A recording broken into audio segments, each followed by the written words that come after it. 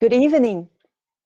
Welcome and thank you for joining today's webinar, Designing Sustainable Food Systems for a Better Future, for the planet and for businesses.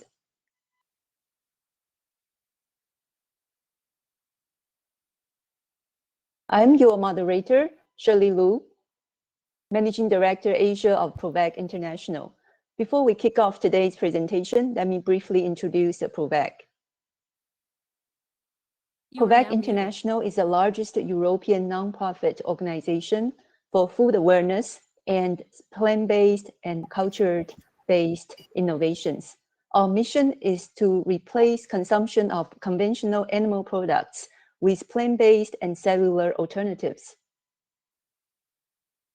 ProVac is accredited by the United Nations Environment Assembly. It has permanent observer status with UN Climate Change Convention. ProVac has also received the UN Momentum for Change Award. Why plant-based? We believe plant-based have a couple of benefits. It's good for health, good for animals, for environment, for justice, and it's delicious. Let me give you a few examples of the health benefits of plant-based diets. It provides healthy fats and easily digestible protein, complex carbohydrates, and satiation, good for weight management, lots of vitamins and minerals, and hydration. In terms of the benefits for environment, animal-based products are very resource intensive. Animal-based products is responsible for 16% greenhouse gas emissions. And also it uses 83% of farmland. It also takes 20% of total fresh water. By 2050, there will be 3 more billion population, and we need to generate 50% more food. So how to close the gap? Plant-based is the most efficient diet. Plant-based is also animal-friendly. Over 50 billion farm animals around the world suffer in factory farms. And the intense physical and mental stress experienced by factory-farmed animals hinders their immune system and natural development and makes them unwell. To accelerate plant-based diets, ProVac International launched an innovation challenge in the ASEAN region. Together with 6 other leading food organizations and over 20 schools in Asia, this innovation challenge will invite university students to submit your ideas by March 13th. Scan the QR code and learn the details on how to apply. The winners has a chance to get coaching for 8 weeks and also win cash awards up to 5,000. Outstanding performers also has an opportunity to be hired as intern. Coming up next, we'll have a keynote presentation for 10 minutes, 3 5-minute short talks, followed with a panel discussion. A few housekeeping reminders. All dial-in participants will be muted. And we love to hear your questions and comments, so please submit them via the YouTube chat at any time. Let me introduce today's speakers. We have a very impressive speaker list. First is Dr. Ralph Kei-chen, Senior Director for Food and Consumer Cluster at Singapore's Agency for Science, Technology and Research. Ihab Laheta, Vice President, International Business Development of Beyond Meat. Guglielmo Bonora, Singapore's R&D Center Head of Nestle. Fred Zhu, New Product Development Director Asia from Oatly. Dr. Ralph Kei-chen will be our keynote presenter today. Without further ado, let's welcome Dr. Ralph and his presentation. Thank you, Shirley, and good evening, everyone listening in. And it's a pleasure for me to provide you in a few minutes a bit of an overview of what future of food means or could mean, especially from an innovation side. I would like to start and give you a little bit of an idea how the consumer normally sees food. So the consumer going to the supermarket, it's the field where the farmer is maintaining the crops, harvest, and then it goes to a factory, is packed, ready to be then go to the supermarket. But this is the ideal picture, and actually no longer really the way. Don't try to look at the detail. What I try to show you here is actually how complex the global food system is. And you also have to consider most of the innovations that you do in your area of field if you want to contribute to food innovation. It is a complex area. It has issues, and I will go a little bit later into this. Singapore itself, it was actually built on farming. It was very early on. You see a few pictures here, fruits, vegetables, also gumbe materials that were used in leather industry. And in mid-80s, slowly industry took over, industry outside of agriculture and agri-tech. And now Singapore is importing more than 90% of its food from overseas. Has more or less, has less than 1% of land that is still used for agriculture. Some of the water areas around it is used for aquaculture. But Singapore is interested to get less dependent on food imports. Above 90% is pretty high. Singapore is now trying to go into around 30% of their nutritional needs to be produced locally. And this means finding ways to produce food, not only fresh food, food in general, in an urban environment. And this is quite interesting for the whole of Southeast Asia, if we consider that more than 60% of the population is living in an urban environment here. It is also interesting from a food waste perspective, if we consider that most of the waste, agricultural waste in Asia is often happen between the agricultural land and the transport, the supply chain going to the city, going to the consumer. And all this gives interesting areas to look into food innovation. What is also interesting, so Singapore, even there is no primary industry. There is quite a bit of food manufacturing, almost 1,000 companies here that manufacture food, 90% of them local. As a city-state, the market itself is too small. So if a company wants to grow, it really has to look at Southeast Asia. And that is where then also the innovation needs to kick in. A lot of multinational companies have set up their R&D for Southeast Asia in Singapore. So that also makes it quite interesting to understand innovation needs all for the whole of Southeast Asia. So what are major challenges in food and agri-tech research? Sustainability is very high within the food chain. I showed you earlier a picture how complex the food value chain is. So sustainability, not only in the how to grow, it's also how to transport, how to process, and how to bring it to the consumer. Disease ecology, so that means how do I manage food, nutrition, how do I manage the disease in general, not only for the plants or the food, but also for the consumer, metabolic diseases, how can I keep consumers healthy? Then there is function, new function and properties. Quite often that we see that food innovation, there's often more technology again than the consumer might want or feels comfortable with. So there's also a lot that can be done in communicating to consumers, the necessity, the benefits of the innovation that is provided. And then we see there's always a challenge of reductionist. But what I mean here is there's always a challenge that people want to go back to organic. So there's nothing wrong with it, but to feed the whole world, we really have to see that we have a holistic view on it, and a single system might not be able to work. And again, we have to look here and understand the complexity in the system and how can we innovate that.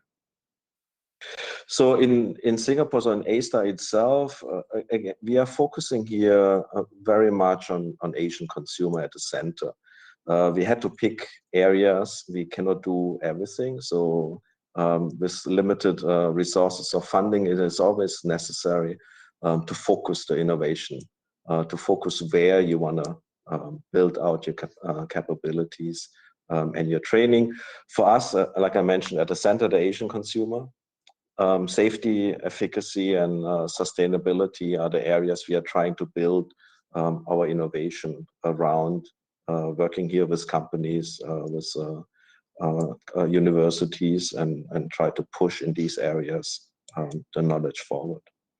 So I mentioned earlier 30 by 30. So by 2030, Singapore would like to achieve 30% of their nutritional needs to be produced locally.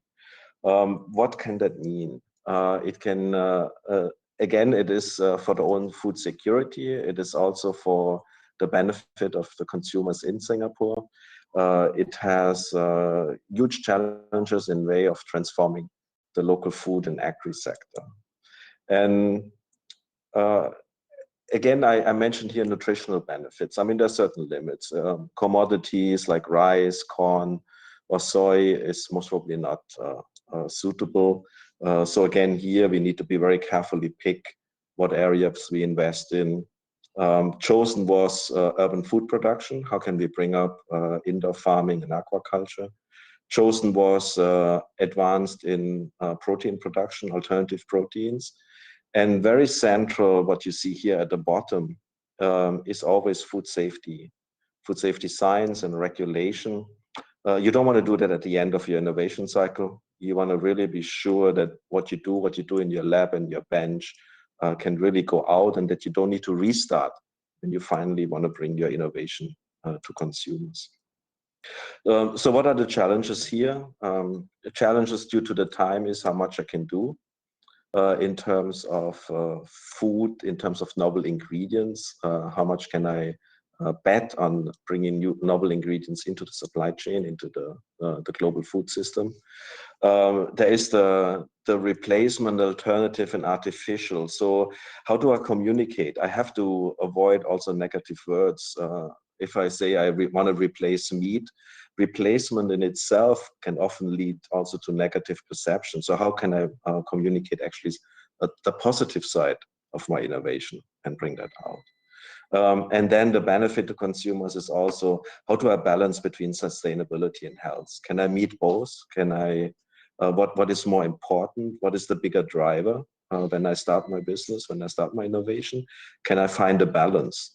At the end, healthy eating is a big driver, but so is sustainability. But it doesn't mean the same. And how do I communicate this? So what are the challenges? We have currently a food system that's more or less built around 12 crops that produce 3/4 of the world's food. We have roughly 150 plant species in the food system. But we have more than 300,000 plants globally available. That is interesting for a source, but we also have to see the challenges, because the supply chain is built around more or less 4 or 5 crops mainly. If I innovate with novel proteins, novel foods, novel crops, what does it mean downstream when I want to implement this? If some big company comes beyond or Nestle and says, can you provide me 3 tons, 30 tons, 100 tons next week? So all these are challenges I should think about as early as possible. When I start my innovation, when I start thinking about what the impact it could have. For Singapore itself, the innovation will not solve alone the 30 by 30. There are also things like regulation. There are things like, how do I provide space? How do I redesign the space? What does it mean in terms of utilities, electricity, water usage, temperature control, contaminations? So all these play a role too. Innovating novel food itself won't solve the 30 by 30. There's a lot that needs to be done in preparation in terms of policies and regulations and other areas. So without further ado, I think Singapore, this is my last slide, has built quite an interesting ecosystem. For innovators, it's not only interesting to find funding. For innovators, it's also interesting to see what ecosystem is provided. Ecosystem in terms of funding through venture capital companies, support through local regulators, support through local ecosystem. And for that, there is quite an interesting system that has been built up. A lot of startup companies, talent need. So all this helps greatly. Like I said, an idea is a good start, but integrating well in the ecosystem is a necessity and helps tremendously then in rooting and having a long-term plan moving forward. So thank you very much for listening, and from here I will hand over to the first panel speaker.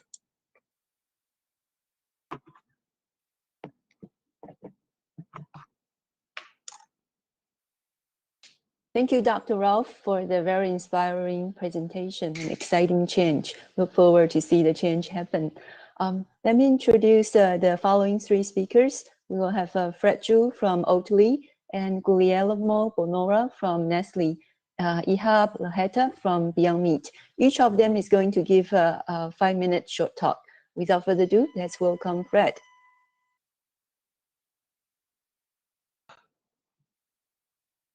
Hello, everybody. It's Fred from Oatly, and very nice to meet you here. And let me give you some introductions about the Oatly and the very interesting brand, and also what's in Oatly's history, and what you will do together with Oatly. So, okay, so let's move on.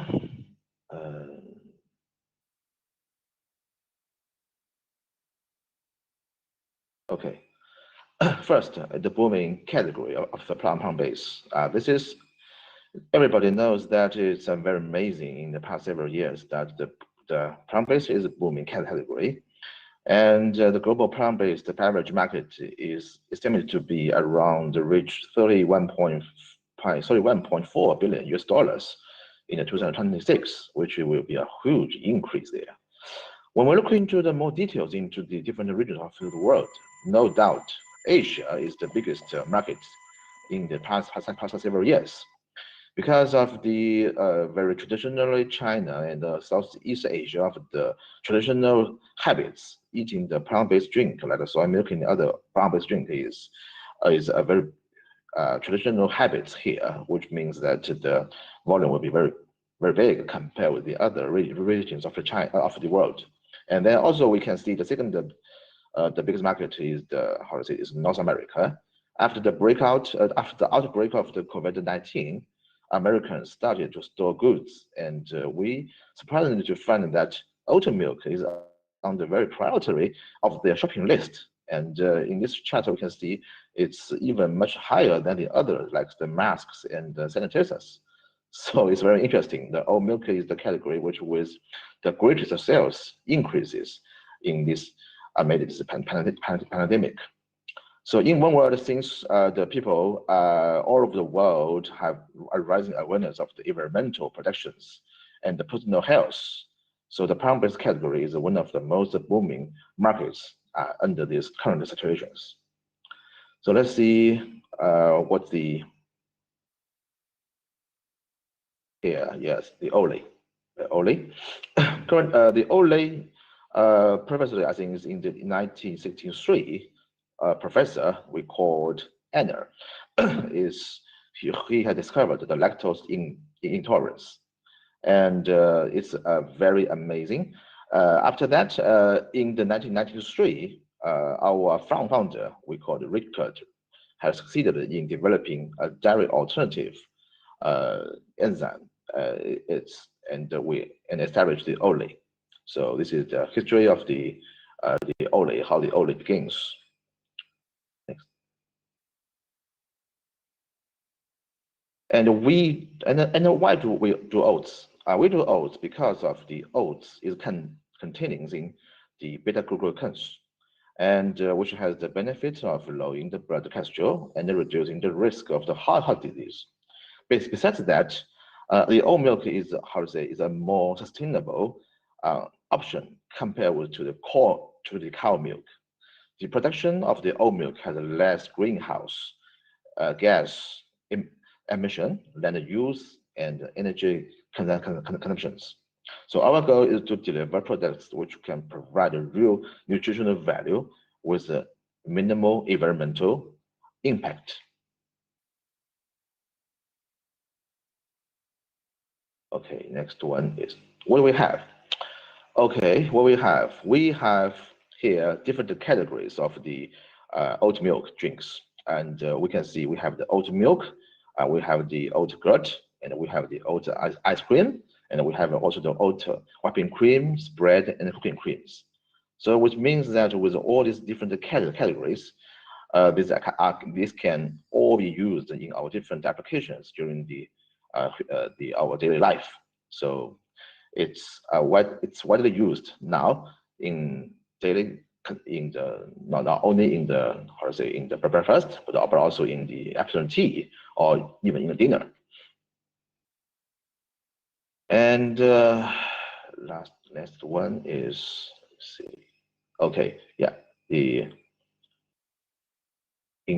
how to innovate with Oli. Yeah. Currently, we have take three examples here. We have the Bresta, which is our hero product, the oat drink, and also we have the original oat drink, which is just very good and in the retail channels. We also have some new flavors, and the most typical one is the chocolate oat drink. And these three hero products, we have different applications. So that is one of the topics we are going to present to the friends here, which is we can use them in the different daily applications. We can milk the oat milk latte and oat milk tea, which is the very two successful applications in the coffee chains and the tea chains. And we can also do it. We do the smoothie and the juice mix and with the oat milk original in different occasions during our retail channels. Besides that, we are trying something very new and very fancy with our chocolate oat drink, even in some of the cocktails and even in some of the bars. So different of the Oatly original RTD project, and we'll make different changes and in our retail and full service channels. So the last page, I think is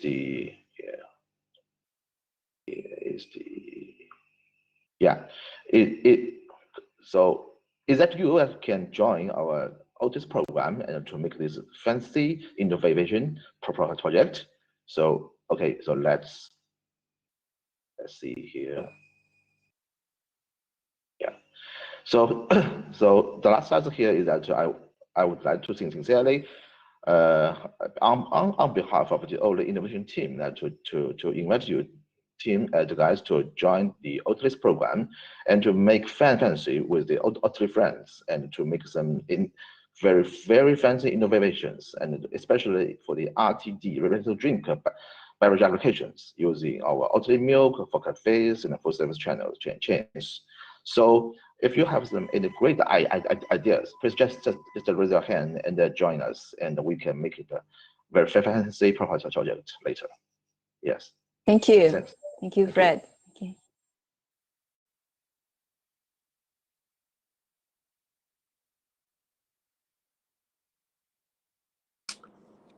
Hi, everybody. I hope you can hear me. My name is Guglielmo Bonora, and you can call me Gu. And I am the R&D center head for Nestle in Singapore. Maybe we can move to the next slide. So Nestle is the largest food and beverage company in the world. And as an R&D organization, we have three main pillars that drives the research and development. One is based on basic cross-category centralized science. A second is focused on category-specific development in the area of beverage, dairy, and ice cream, and many more. And the third pillar is our regional R&D centers, which are present in certain geography to provide basically local relevance and also help the deployment and development of agile innovation. In the specific case of today, and when it comes to myself, I had both the ice cream and the R&D center. We can move to the next slide. So Nestlé has been investing in the recent years quite with a high pace in the area of plant-based food. And here you have just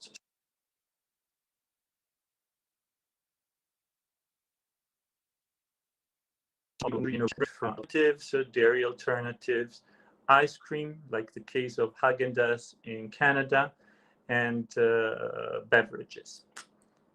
We can move to the next slide. The challenge that we want to present to you is the one of plant-based ice cream.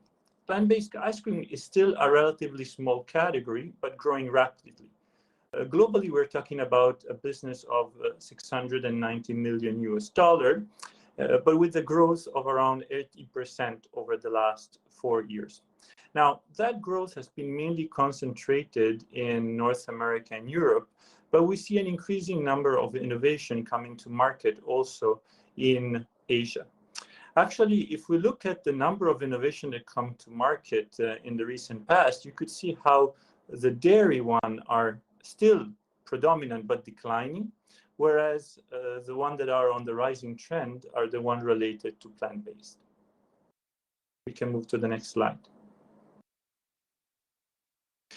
Now, from R&D Singapore, from the unit that I belong to, we develop ice cream for some of the most iconic brands that you can see in the market, from China and Hong Kong to ASEAN, Canada, and Latin America.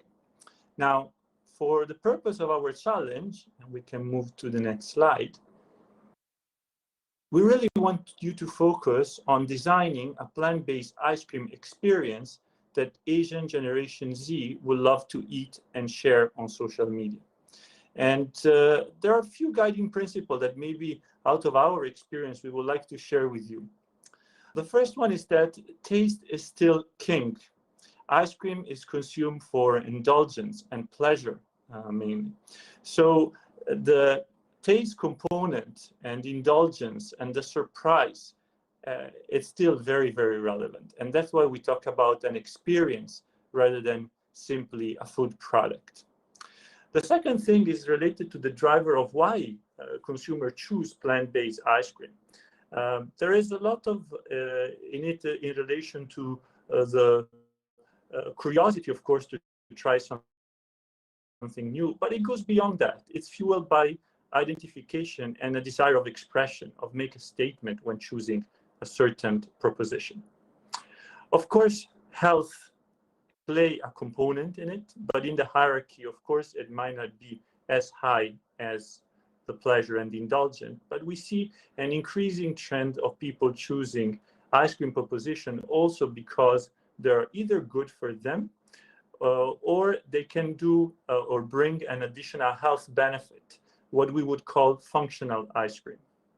Last but not least, of course, fundamental, the environmental aspects, the ability to basically have a positive contribution towards the planet. This challenge, I believe, would be extremely exciting, and it would also be relevant in the sense that on top of having access to the personnel at the R&D center, if the proposal will be of interest, we could look at co-development together with our team of ice cream developers in Singapore. So thank you very much for the time. Good evening, everyone, and good morning from frozen Canada. I'm calling you from Canada this morning. So at Beyond Meat, we look at the whole meat category, not just plant-based category. And the meat category is 1.4 trillion. It's about a third of the food consumption globally. And I'd like to highlight that pork and that's part of your project, is #1 in China in global ranking, and obviously China being the largest country in Asia. Now, this slide is not new. You understand why people are eating plant-based proteins, but in my over 25 years experience in this category, the one aspect that has increased over time is the environmental. It used to be health, it used to be ethical, but the environment is taking more and more space as we speak. And next, we're going to have a video, which we will show you. It's a little under 1 minute.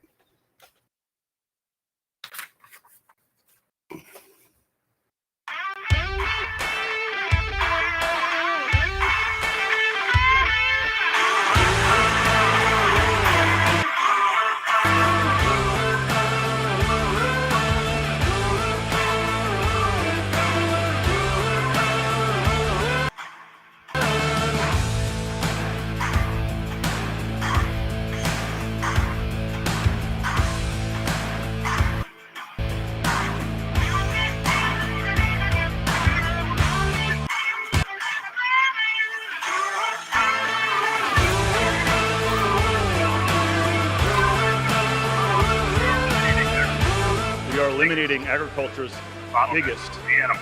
I hope you'll join us in making the them more animal. sustainable. I hope you'll join us in making them more sustainable choice of meat from plants.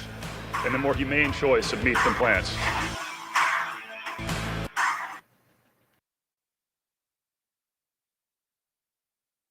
So Beyond Meat started this category in the meat section, and exciting times are ahead. This next slide I stole from our chairman of the board, Seth Goldman, and if you read it carefully, it's quite interesting. You know, people would have wanted faster horses, and at Beyond Meat, we didn't give them another plant-based burger. We gave them a burger that tastes, feels, smells, and sizzles like actual meat burgers. And it's important to remember that when you look at your task and your project with us. So it's a change in perspective. We don't look at the origin of meat, but the composition of meat. And meat is made of many different things. It's made out of proteins, lipids, minerals, water, and all of these aspects are available in the plant kingdom.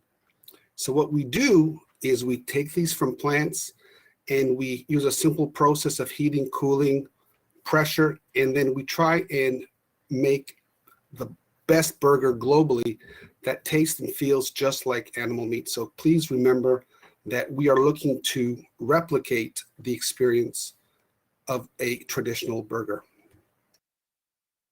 And there are many, many significant factors, I think Gu mentioned a lot of them. You know, health obviously is very important. But one thing, again, I have to stress is taste is king. You know, in Gu's ice cream, it's got to taste good. Well, the burger's got to taste good. Food is very emotional. People are attached to food and they don't want to compromise. They want something to taste and feel and bite just like they're used to. If not, they won't come back. So as you look at your project, remember that. And last but not least, you know, you look at these QSRs, I mean, they do meat very, very well. And what they've done is they've done the same thing that they're always doing. They just replaced it with plant-based foods, and in this case, Beyond Meat, because they don't want their consumers to compromise. So it's very important as you put your project together to look exactly at those different things that I mentioned throughout the presentation. Now, if you look at what you need to do, you have to design a series of dishes with Beyond Pork. Pork is huge in Asia. And remember who the target consumer is. Remember what I mentioned earlier in the presentation. Meat eaters are the target consumer, and taste is king. If you want to keep them, it's got to taste good. And I want to thank you for your time, and I wish you all good luck.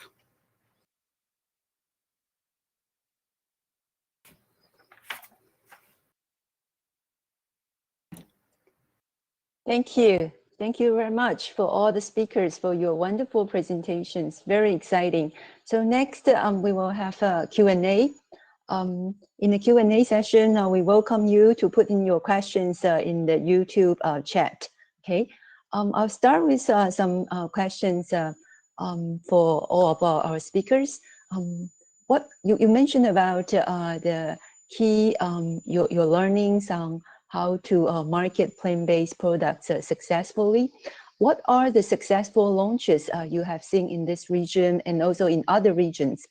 Many of our audience today are interested in the innovation challenge. So the examples from this region or beyond will be very helpful. Anyone wants to start first? Successful launches in your categories or in others? Sure. Let me start, Shirley, if you don't mind. We launched recently with Starbucks in Asia, and plant-based foods are not new to the Asian market, but it's no longer just tempeh.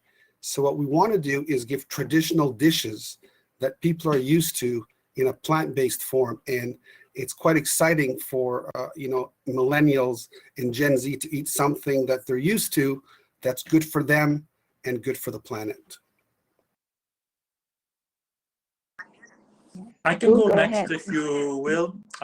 For us, there was in Canada we have our Haagen-Dazs brand, and I think a great example that we have seen from the team there is the introduction of non-dairy Haagen-Dazs ice cream in peanut butter and chocolate fudge. And why do I mention the flavor? Because it's interesting how an ice cream, the category has started just by introducing something that was non-dairy, right? They would take a vanilla and make it non-dairy.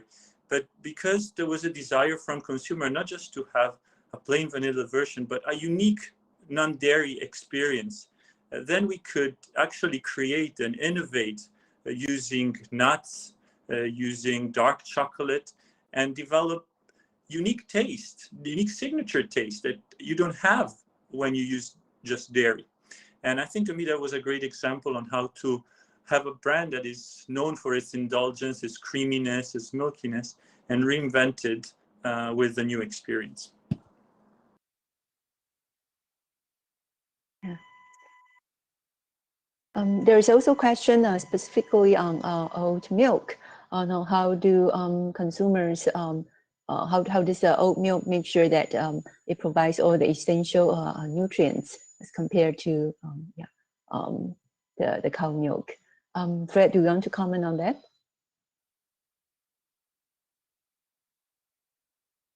Yeah, sure. Thanks for the question. Yes. In terms of the oat milk, I think it's a very hot concept in recent years. And previously, before I joined Olay, I also worked for like a Silk, the other plant-based product. And we know that compared with the milk, that like the soy milk and the almond milk, and also can provide like the protein and something else, and the nuts, the nutritionals else. But for the oat milk, I think the focus is not on the protein, but instead we are focused on the fibers, especially the beta-glucans, which can help the consumers and our especially these guys wants to have a very fit and a very lifestyle the body, and when they drink the oat milk, and they can intake more fibers and to make more balance of the whole life, which is something the oat milk represents a new lifestyle, which is very different from the cow milk. So we can say that we will not say it's the replacement of the cow milk, but we can say it's a very nice alternative of the oat milk, the cow milk. So it's a very nice and fine supplementary the plant-based milk. Thank you. Yeah, Dr. Ralph, there is also a question for you that with the 30 by 30 initiative, do you foresee that plant-based will become more popular with the initiative? Yes, we had over the last 2 years launches of different products beyond one of them. So all this is stirring curiosity. All this is also, again, your consumer millennials specifically, a very high driver. But it's also not that new. I mean, we mentioned earlier, in Asia, it's quite common to use the use of mock meat, the use of soy-based products that you can get here that mimic meat. So people are maybe more used to than in other regions. But yes, we can see that it's getting a lot of attention. And I think it's a good thing. So it's also more choice for consumers to go to. And we see the shelves in supermarkets changing, making more space for plant-based products. Thank you. That's very exciting to know. Yeah. Ihab, there's a specific questions on Beyond Meat.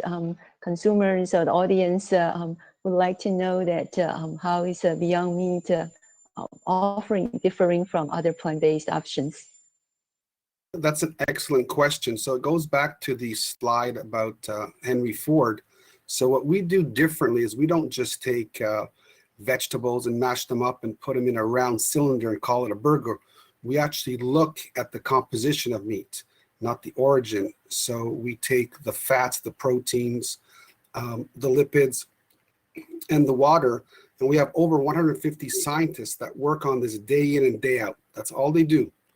And what we do is we try and recompose animal fiber so that it tastes, smells, and satiates the way you would a traditional meat burger. So we do things a little bit differently at Beyond Meat. Thank you.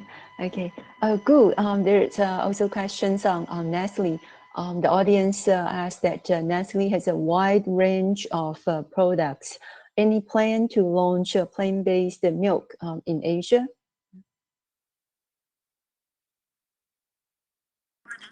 Excellent question. I would say that it's an area that, of course, is of interest for the group, and we always look for opportunities in the region. Yeah. There's also a similar question for Oatly as well. Does Oatly plan to launch any unique product in this region, considering the different taste preference? Yeah, it's a great question here. And thanks for this question. And Oatly has a new strategy, and especially for the Asia region.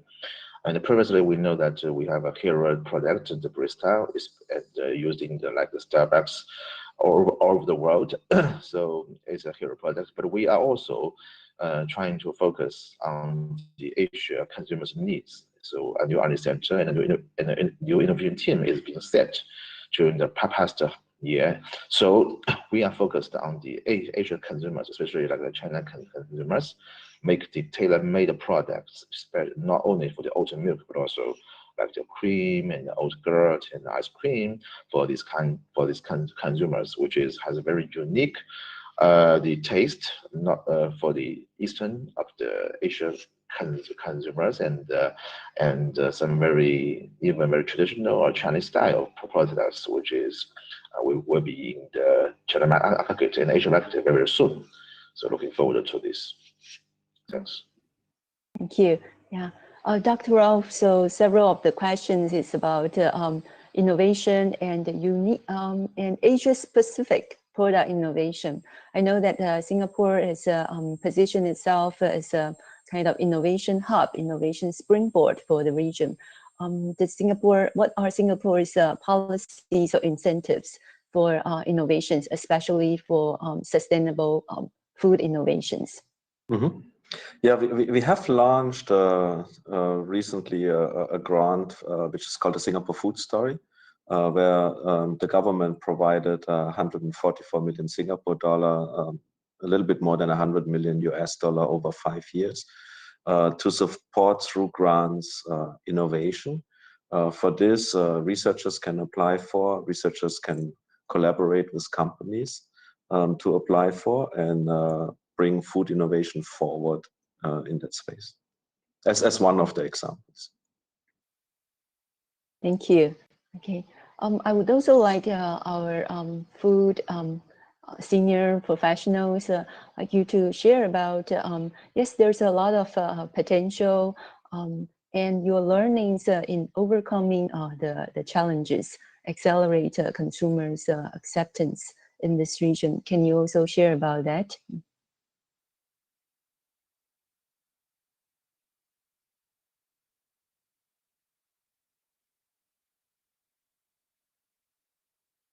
So we talked about the innovation opportunities in Asia in different categories. Can you also share about your experience and learnings in dealing with the challenges, either from consumer acceptance or maybe from go-to-market in Asia? So sure, let me just jump in for a second. It's important, whether it's Asia or any market, that you deliver a product that is traditional to that market. You just can't assume that the whole world is eating the same as the US market. So you have to adapt. You have to find out what the local jewels are. There are different tastes, and that is one of the reasons why in Asia we launched Beyond Pork. And I know that there was a question on the chat. What is the difference between the texture of Beyond Meat's pork and Omni Pork? And I will never comment on another company's product, but remember what I told you earlier, how we look at Beyond Meat and how we develop Beyond Meat, and we compare it to the animal protein. So I would encourage you to try different products and let us know. I think from my side, one element that could be interesting to look at is that, and I can more refer to the ice cream segment, is that in order to deliver the right sensorial experience with plant-based ingredient, there might be the temptation as a shortcut to use a lot of ingredients that might not be the most consumer friendly. And I think the challenge is represented by being able to present a proposition that is incredible in taste, but still that consumer, when they look at the ingredient list, they can understand and they can appreciate, and they can feel it's not alien to what they would normally find in their kitchen cupboard, for example.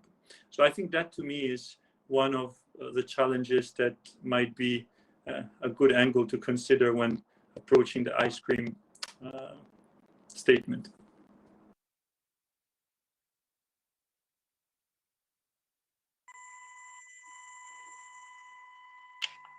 Yeah, I was jumping, and I fully agree with you, Gu, and Ya's point, and just the innovation. There's a lot of the difficulties in the current innovation, especially for the taste, especially for the plant-based products. When we're going to match the taste of the dairy products, especially in the Asia, in China, so it's a very big challenge. For example, when we are doing the plant-based yogurt, it's quite difficult. We can see in the China markets that the dairy yogurt is performing very well. It tastes everything, the price, cost, the taste, and the new nutrients claims they are all perfect, and even there are no shortcomings here. But when we come into the soil, processed soil and coconut, and then now also base, it will be, how to say, a big challenge here, how to get this same amount of the protein and the taste similar to the dairy products. It will take a lot of the efforts. Some of them will have the very special of note, some of them not very good mouthfeel, and the texture is not so good. So for the R&D part, we are spending more and more time to make it happen, to make it at least to equal or on par to these dairy products. So it will take a long time as a challenge, and with more and more time and more and more efforts here, and so it might be close, but it's quite difficult to be, how to say, to overcome and to be superior a lot than these products. So it's a big challenge here.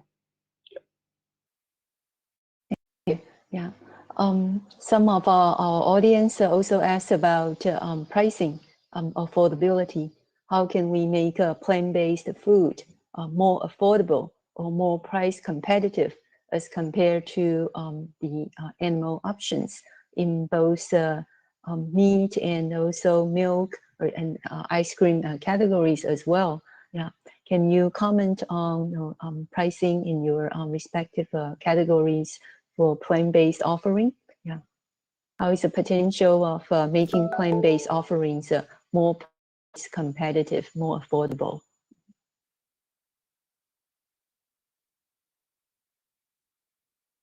Go ahead, Gu. You go. Okay, thank you. Look, if I look at the ice cream and I look at a typical composition of a dairy ice cream, you would have already intrinsically quite a bit of milk and milk fat. And, you know, if I take the price of anhydrous milk fat, you know, in the last, I don't know, 5 years, we'll be talking about $5,000 a ton. And I think plant-based has unique advantage of being also more cost competitive. If I take plant-based fat, it will be probably a fifth of that. So I think plant-based, among all, is these, you know, if we harness the goodness of the plants and the ingredients, has a unique advantage to be more cost competitive and maybe even less subjective to price shock. We have seen huge price volatility in the dairy derivatives market over the last 5 years, and I think you don't see the same level when you look at plant-based ingredients. So for me, I see it as a great opportunity also to provide affordability, provided that you match the taste expectation. Again, if taste is not there, it could be half of the price, but still it might not have the same pickup, especially for a product like ice cream that is consumed for pleasure and indulgence. Thanks, Gu. And at Beyond Meat, our CEO has stated that, you know, over the next 5 years, we want to be at parity with at least one animal protein. And, you know, cost is a barrier to some people. And as, you know, the supply chain becomes more mature, you will see costs coming down over time.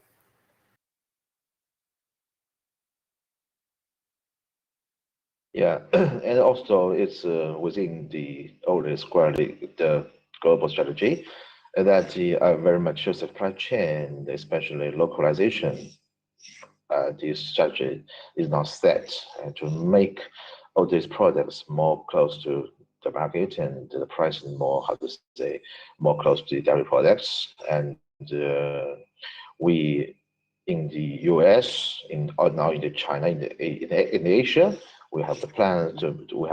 And it's already made to build the local factories, which will, how to say, will significantly reduce the high cost of the shipping from import from the European or the US to the China to the Asia, which is one solution to make it. And also we are going to find different alternatives of the ingredient sourcing and try to lower down the cost with the same quality. So I think it may need some time, but in the near future, this how to say, it will make the products more and more competitive from the cost of perspective. When will the plant in Asia start operation? This is it's already in the pipeline and it's already fixed, but the timing will be, how to say, to be confirmed soon. Thank you. Ihab, there is a quick question. Is Beyond Pork halal, considered as halal? That's a great question. And we were serving sausages at Gulf Foods in Dubai, and we had the same question. Yes, obviously it's not coming from animals, but in most of our plants, we're also halal certified as well. So it is obviously halal because there's no there's no animal used, but we also are certified in most of our facilities, and kosher as well. Great. Okay. I have a question for all speakers. I think your plant-based innovations all aimed to replace conventional animal products. What would the world be like if meat, milk, ice creams, 50% of the animal offerings are replaced with plant-based offerings? What would be the benefit, the impact? Maybe I start from a pure innovation perspective. I think it would be fantastic. It would be exciting because at the end, it provides us the next step in evolution of what we are eating. I always see back at how I grew up. I mean, Ihab mentioned earlier the emotional connection we have to food. It's also the emotion we have grown up with the food. I was still involved with my grandparents in slaughtering a pig here and there, or slaughtering a chicken. My kids have no longer experienced that. For them, food is really based on taste, texture, liking, and what they enjoy. So I think if we can push these type of innovations further, it could be really exciting how our food will evolve over the next 10 to 20 years.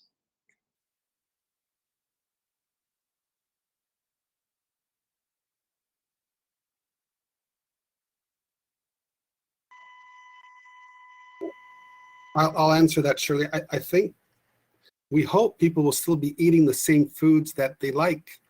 You know, they won't change any of their habits because it'll be just as good and it won't cost any more.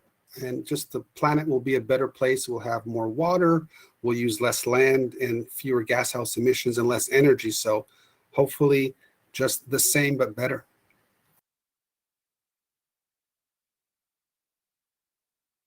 Yeah, I think it's all the guys is loving to see in the near future.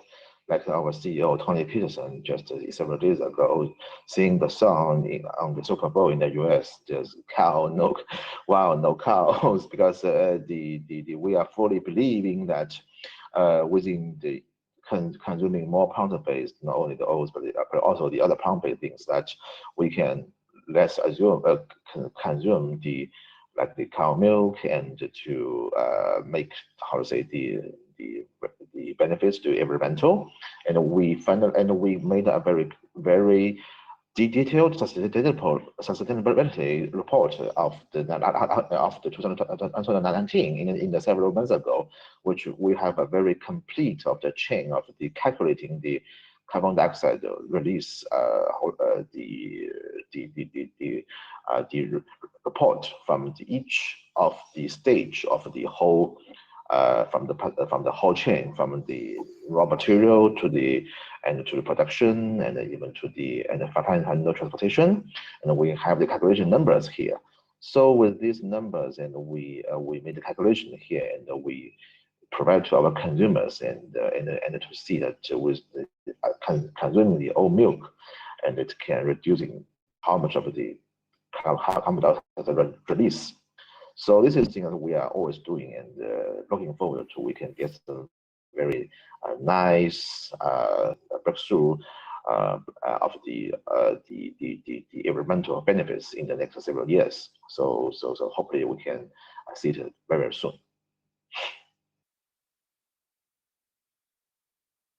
I can only echo what the panel said, and it will be an important component if the industry wants to achieve carbon neutrality.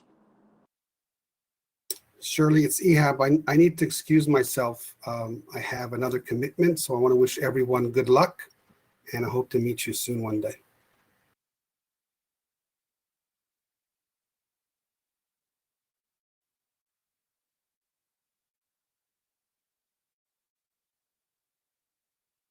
Shirley, you're on mute. Okay. So thank you, Ihab, for joining us today, and also for his wonderful presentation. My last question is, many of the audience is not only interested in a sustainable food system, in the future of plant-based food, but they are very interested in innovation. So I'd like to invite Dr. Ralph to give advice to the young innovator, and Fred and also Gu to to encourage especially the student audience, to provide ideas to your topics, what incentives and why should they choose your topic? Yeah, so let's start with Dr. Ralph. Yeah, at the end, you can develop the most healthy, the most sustainable food in the world.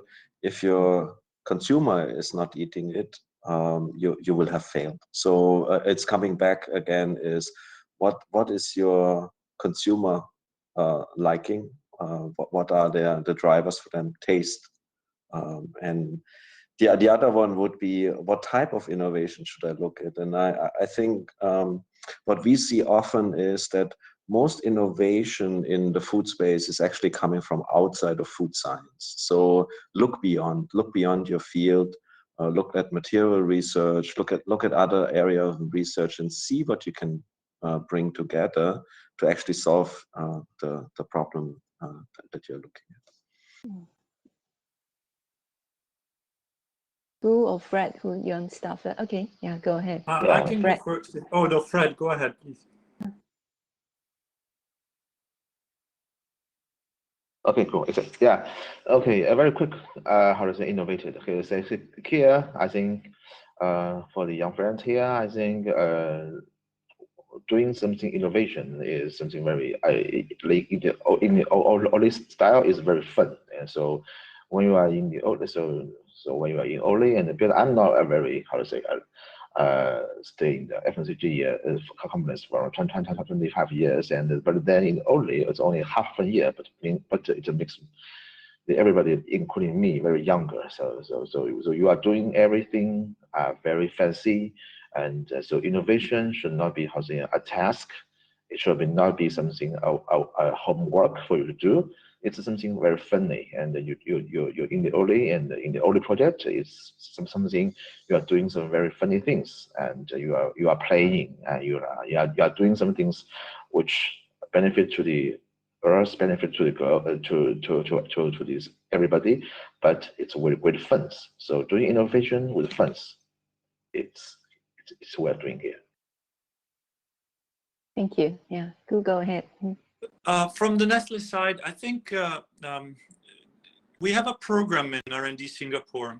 It's called R&D Accelerator, and we welcome the brightest and most interesting and innovative ideas, together with the person that come up with the idea, to join the program that lasts 6 months. And in 6 months, we put the structure, the know-how of our organization in the area of pilot plant, food safety, regulation, formulation, to bring the idea to life in a shop test, to see if beyond being a brilliant idea on the paper, it can survive the test of the shop.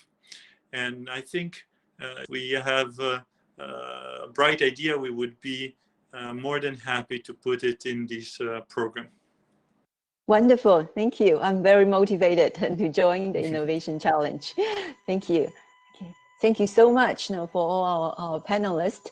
Last but not least, today we have some early submissions, and the lucky draw winner is from Malaysia. Congratulations to Isabella Ge and Ng Xin Fan. Isabella from IMU and Ng Xin Fan from UTAR. I think they are also now listening to our webinar. Each of the students will win $25 Sing dollar equivalent to local currencies, a local coupon. Congratulations. Okay. Our next webinar will be March 2nd. In the next webinar, we will also do lucky draw with the early submissions. The Innovation Challenge, again, is still on March 13th.